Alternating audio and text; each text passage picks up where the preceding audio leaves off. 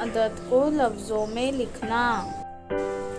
अस्सलाम वालेकुम बच्चों, हम देखेंगे उर्दू गिनती लिखना। उर्दू गिनती लफ्ज़ों में लिखना। सबसे पहले है एक।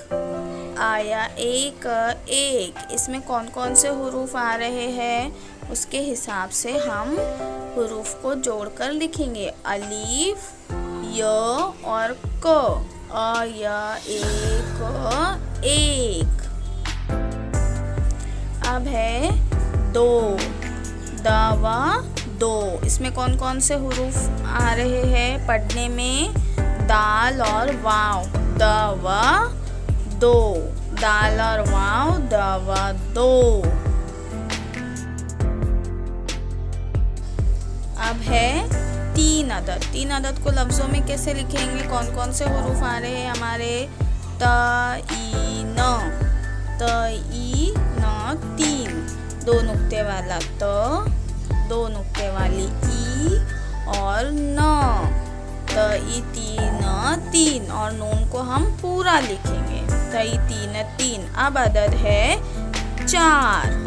चार कैसे लिखेंगे चार को। च अ र। च हुरूफ अलीफ और रे। चार चार। च को तीन नुक्ते, च में अलीफ मिलाए चा और रे। चार चार। उसके बाद अदद है पाँच।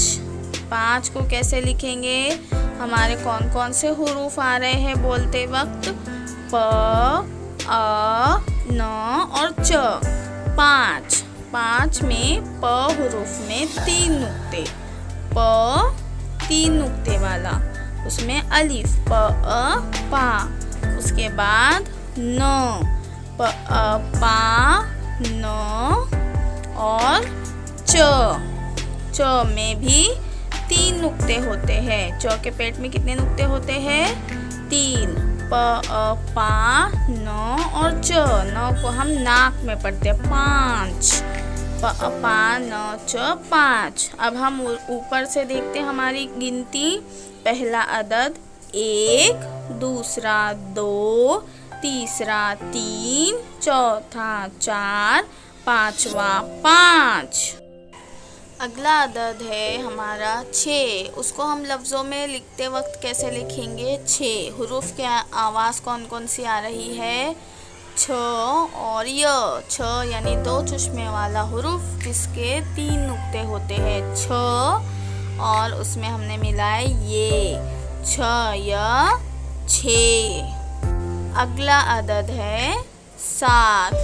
सात लिखते वक्त हमारे कौन कौन से आवाज़ आ रही है हुरूफों की। स अ और त। स अ सा त सात। सीन में मिलाएंगे अलीफ और ते, दो नुक्ते वाला ते। स अ सा त सात। आगे का अदद है आठ। आठ में हमारे कौन कौन से हुरूफों की आवाज़ आ रही है। अमद आ। ठ ठ यानी के ट और ह, ठ ठ दो चश्मे वाला हुरूफ। आठ। अगला अदद है नौ।